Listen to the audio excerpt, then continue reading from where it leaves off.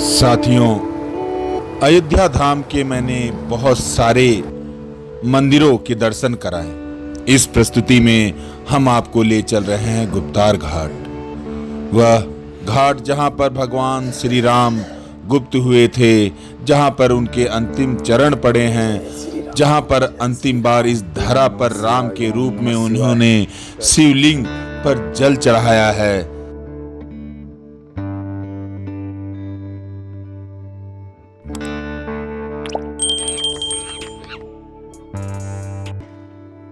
तो साथियों, आपका बहुत बहुत स्वागत है इस प्रस्तुति में जो हो रही है अयोध्या के पावन धरा के उस भूभाग से जहां पर श्री राम गुप्त हुए थे और नारायण के स्वरूप में, विष्णु जी के स्वरूप में बैकुंठ धाम को चले थे। हाँ दोस्तों, यह घाट जो है यह गुप्तार घाट है। तो चलिए, बड़ों के आशीर्वाद, छोटों को प्यार और साथियों को राम राम से इस प्रस्तुति में आगे बढ़ते हैं।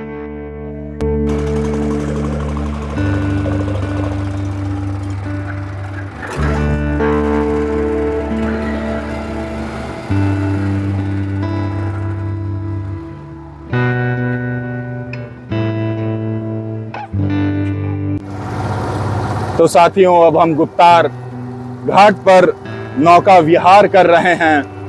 मां सरयू के इस विहंगम दृश्य को देख रहे हैं। यहाँ पर अगर आप मां सरयू का पूरा दृश्य देखेंगे तो बहुत ही बड़े क्षेत्र में इनका विहंगम दृश्य नजर आता है।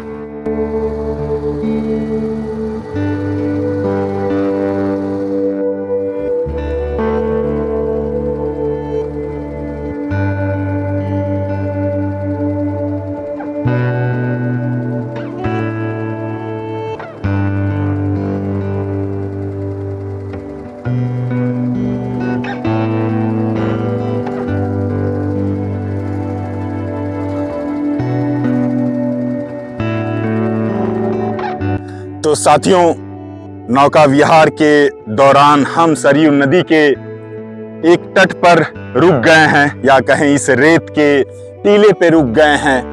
और मैं सोचता हूं कि यह सही समय है कि मैं आपको इस गुप्त हरि के बारे में, या कहें गुप्तार घाट के बारे में बता सकूं।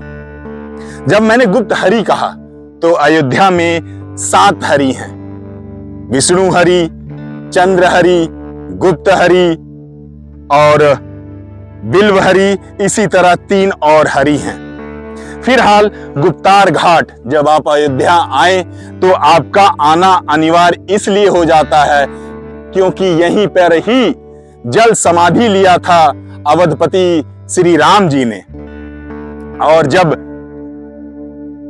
उन्होंने यह निर्णय लिया कि वह जल समाधि लेकर इस धरा से अपने मानव शरीर को त्यागेंगे तो पूरी अयोध्या विह्वल हो चली।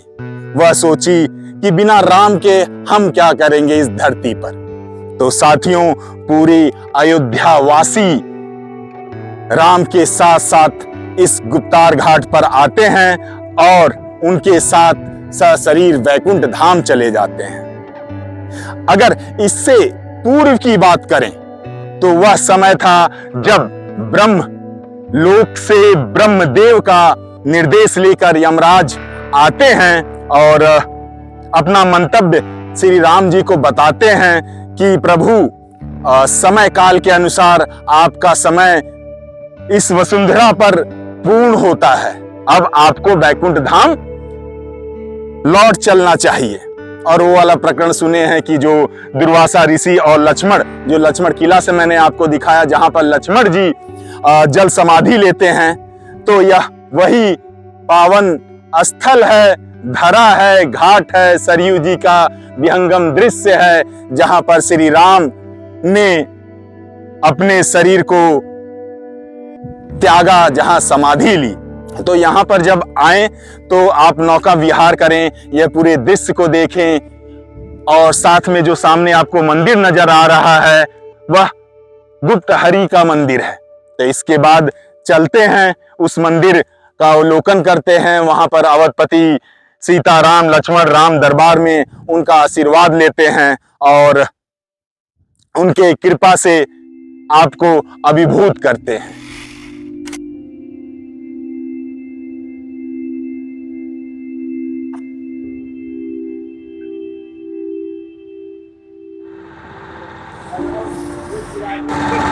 इसके साथ साथियों मैं आपको यह भी बताना चाहूंगा कि आप जब अयोध्या के मान लीजिए कि राम के पैड़ी पर हैं, तो वहां से अगर आप गुप्तार घाट आना चाहते हैं तो लगभग 12 किलोमीटर की दूरी है। और यदि बैटरी जैसे मैं आया हूं जिस रिक्शे से, लगभग 300 रुपए आपको लगेंगे अगर आप रिजर्व करके आते हैं। और जैसे मैं जिस बोट पे सवारी कर रहा हूं उसे भी रिजर्व करके ही कर रहा हूं, तो उसका भी इन्होंने जो चार्ज लिया है 300 रुपए लिए हैं। तो इस तरह आप समय निकालें, क्योंकि लगभग आपको 3 से 3.5-4 घंटा मतलब थोड़ा सलीके से घूमते हैं तो गुप्तार घाट पर लग जाएगा, अगर आप अयोध्या से आ और जा रहे हैं तो। वैसे आना तो अनिवार्य ही है, बनता ही है। अगर आप अयोध्या के भ्रमण में राम के रामत्व में रमने आए हैं तो गुप्तार घाट आए और यहाँ पर राम के रामत्व के जो आखिरी क्षण थे इस धरती पर जब वो थे, उसका एहसास करें, उसको महसूस करें। आप यह देख सकते हैं इसके घाटों पे ये सारे इतने कछुए सन बाथ ले रहे हैं, धूप सेक रहे हैं। अब हम गुप्तार घाट के करीब पहुंच रहे हैं।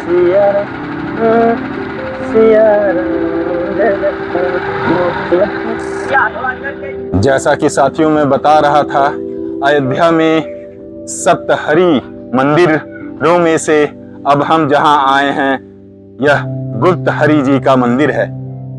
यह वह मंदिर है जहां पर प्रभु श्री राम ने अपने पादुकाओं को रखकर मां सरयू में जल समाधि ली थी। तो आइए चलिए श्री राम जी के उन्हीं पादुकाओं के चरण चिन्ह को देखते हैं और आशीर्वाद लेते हैं।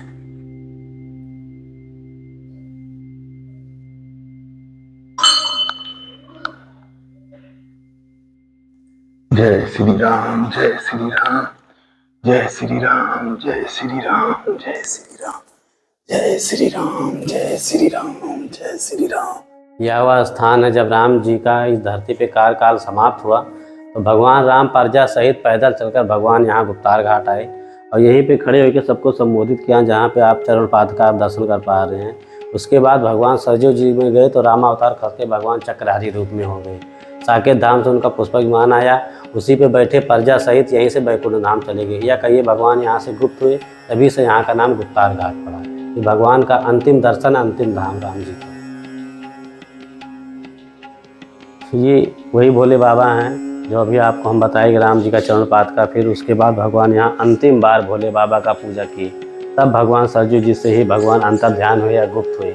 उसके बाद ये सामने जो आप देख रहे हैं बगल में माँ विंध्यवासिनी जी हैं। जब राम जी सरयू में गए तो रामावतार खत्म भगवान चक्रधारी रूप में हुए थे। तब तमाम देवी देवता प्रकट हुए भगवान के दर्शन के लिए। लोग तमाम देवी देवता आए भगवान के स्वागत के लिए।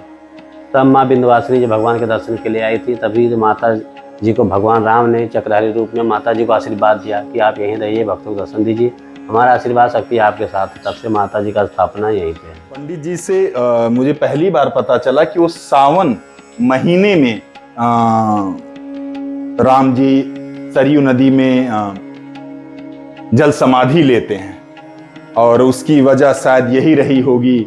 सावन एक तो शिव जी का पूरा महीना है, दूसरा कि सावन में नदियां संपूर्ण रूप से भरी रहती हैं, उफान पे रहती हैं और राम जी को धारण करने के लिए शायद सरयू जी के उसी विकराल स्वरूप की आवश्यकता होगी, उतने जल की आवश्यकता होगी। और हम जानते हैं कि सावन महीने में झमाझम बारिश होती है और नदियां अपने 12 मास के हिसाब से देखें तो सबसे विकराल और सबसे समग्र रूप में होती हैं। और सावन में आप कहीं पे जाएं तो महादेव का आशीर्वाद तो लेना ही है। वैसे भी राम के ईश्वर शिव, शिव के ईश्वर राम।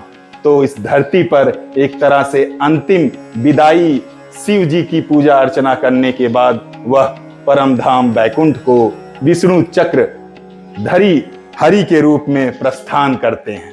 ओम नमः शिवाय, ओम नमः शिवाय। कर्पूर गौरम करुणावतारम संसार सारम भुजगेन्द्रहारम सदा वसंतम हृदयारविंदे भवं भवानी सहितं नमामि। जय हो महाकाल, जय शिव शंभु भोलेनाथ, जय हो शिव शंकर, जय हो शिलाद पुत्र नंदी जी, जय माँ विंध्यवासिनी। हर हर महादेव, हर हर महादेव, हर हर महादेव, हर हर महादेव। तो दोस्तों, गुप्तार घाट से गुप्त हरि और चक्र हरि के इस मंदिर और इस प्रस्तुति से हम विदा लेते हैं और अनुग्रह करते हैं कि अगर आपको यह पसंद आया हो और ऐसी प्रस्तुति में आपकी रुचि है, तभी आप अपना प्यार दीजिएगा इस चैनल को। Please like, share and subscribe the channel donkey monkey and traveller guys. See you in a next blog. Thank you. Jai Shri Ram, जय श्री राम। साथियों, अभी जो मां सरयू का आप यह विहंगम दृश्य देख रहे हैं, यह दृश्य त्रेता युग में भी देखा था मां सरयू ने, जब इसी जगह पर लक्ष्मण जी ने अपनी जीवन लीला इस धरती पर समाप्त की थी और बैकुंठ धाम के लिए मां सरयू के इस सहस्त्र धारा में बढ़ जाने के स्वरूप में जल समाधि लेते हैं। और शायद इसके पीछे की जो पौराणिक कथा है वह भी यह उचित समय है कि मैं आपको बताता चलूं। तो वह समय था जब ब्रह्मदेव के आदेश पर यमराज आते हैं अयोध्या और अवधपति श्री राम जी से गुप्त वार्ता के लिए एक शर्त रखते हैं कि यह वार्ता हमारे और आपके बीच ही होनी चाहिए, और अगर कोई आता है इस वार्ता के बीच में उसे आपको मृत्यु दंड देना होगा। तो इस कार्य के लिए द्वारपाल नियुक्त किए गए उस कक्ष के, जिसमें यमराज जी का और श्री राम जी का वह गुप्त वार्तालाप होने वाला था, लक्ष्मण जी को। और ठीक है, वार्तालाप उस कक्ष में चल रहा था, मगर उसी समय नियति की विडंबना देखिए, दुर्वासा ऋषि पधारते हैं अयोध्या और उसी द्वार पर खटखटाते हैं कि मुझे श्री राम से मिलना है, अवधपति अवध नरेश श्री राम से मिलना है। अब लक्ष्मण सकपका गए। वह पूरी जो घटना थी उसकी समीक्षा करने लगे कि अगर हम इनसे मिलने ना दे तो दुर्वासा जी का जो गुस्सा है वह जग जाहिर है। और उसी क्रम में उन्होंने सोचा कि इस दोनों में चूज करना है कि दुर्वासा के श्राप से इस अयोध्या धरती की समाप्ति हो जाए या मैं अपनी प्राण त्याग दूं, नरेश श्री राम अपने भ्राता श्री राम को दिए वचन को तोड़कर। तो उन्होंने दूसरा रास्ता अपनाया और वो उस भवन में प्रवेश कर गए। यह देखकर यमराज अंतर्ध्यान हो गए और वो जो धर्म संकट की स्थिति आई श्री राम के सामने, वह शायद उनके जीवन में एक बड़ी से बड़ी चुनौतियों या धर्म संकट में से थी। तो आगे होता है कि गुरु वशिष्ठ जी से वह सलाह मशवरा करते हैं और यह आता है कि राज परिवार के से अगर ऐसा कोई अपराध हो जाए जहां पर मृत्यु दंड की आवश्यकता पड़े, तो अगर उसे राजवंश से उसे हटा दिया जाए, उसे त्याग कर दिया जाए, तो वह मृत्यु के समान ही है। तो इसी सलाह, वशिष्ठ जी के सलाह के साथ श्री राम जी यह आज्ञा देते हैं अपने दिल पर शायद हजारों हजार पत्थर रखकर, और लक्ष्मण सोचते हैं कि अब श्री राम बिना तो यह जीवन का कोई महत्व नहीं है, कोई मूल्य नहीं है, कुछ उसका औचित्य नहीं है। तो वो यहीं आकर सरयू माँ की गोद में जल समाधि ले लेते हैं और अपने शेषनाग के अवतार पर बैकुंठ धाम पधारते हैं और वहां पर अपने प्रभु श्री राम का विष्णु के रूप में लौटने का प्रतीक्षा करते हैं। जय श्री राम, जय श्री राम, जय सिया राम। हाँ, तो इसी के साथ साथियों इस प्रस्तुति का मैं अंत करता हूं और आपसे इस प्रस्तुति से विदा लेने की आज्ञा लेता हूं। अगर आपको यह प्रस्तुति अच्छी लगी हो और लगी हो तभी अपना प्यार दीजिएगा इस चैनल को। Please like, share and subscribe the channel donkey monkey traveller. Jai Siya Ram, जय सीताराम, जय सीताराम, जय लक्ष्मण उर्मिला, जय सिया राम, जय सिया राम।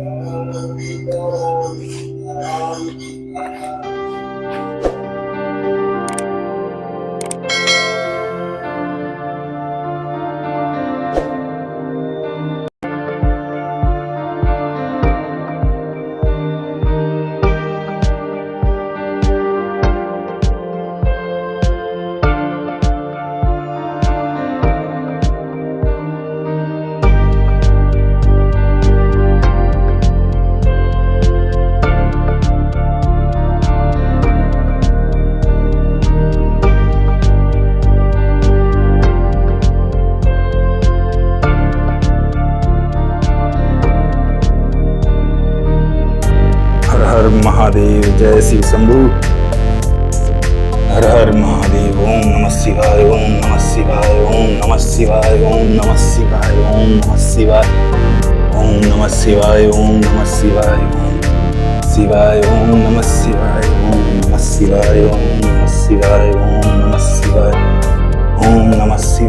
ओम नमः शिवाय, ओम नमः शिवाय, ओम नमः शिवाय, ओम नमः शिवाय, ओम नमः शिवाय, ओम नमः शिवाय, ओम नमः शिवाय, ओम नमः शिवाय, ओम नमः शिवाय, ओम नमः शिवाय। हर हर महादेव, हर हर महादेव। जय शिव शंभू।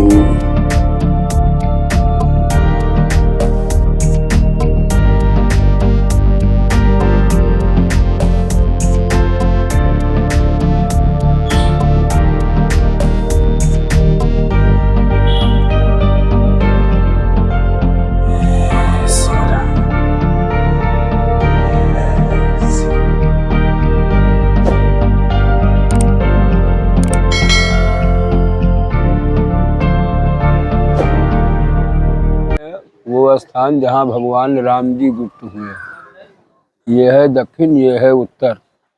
यहाँ दक्षिण से उत्तरायणी है 4 किलोमीटर में, यही अयोध्या में पूर्व पश्चिम है। यही गोरखपुर देवरिया जाके गंगा जी में समाई हुई है। यही मानसरोवर नेपाल होते आई हुई है। यहाँ इनका 3 नाम है, सरजू मैया, आगे घाघरा, उसके आगे नेत्रजा। सबसे पहले माता सीता अपने शरीर को त्यागी कानपुर के रास्ते में, जिसको भिठवर बोलते हैं। लक्ष्मण जी अपने शरीर को त्यागी राम घाट के बगल में, जिसको लक्ष्मण किला घाट बोलते हैं।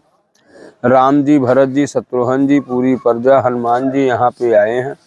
आने के बाद इसी सरजू जी से विमान आया, उसी विमान पर भगवान बैठे हैं। तो भरत जी और शत्रुघ्न जी कहते हैं हमको भी साथ ले चलिए।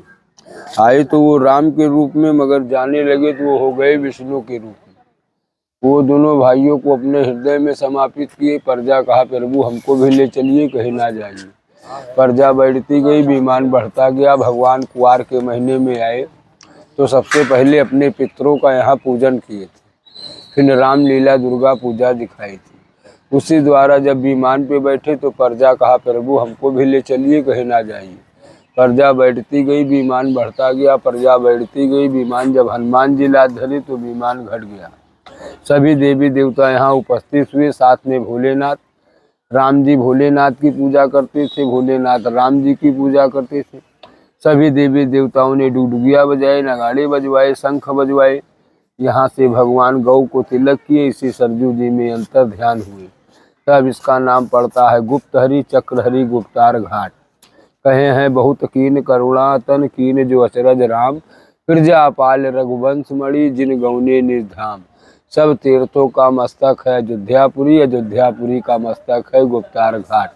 वो जन्म भूमि है, ये तपोभूमि है। कैसे?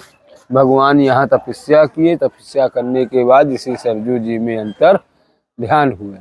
एक मर्तबा प्रेम से बोलिए सरजू मैया की जय। जय जय श्री राम, जय छत्रपति श्री राम।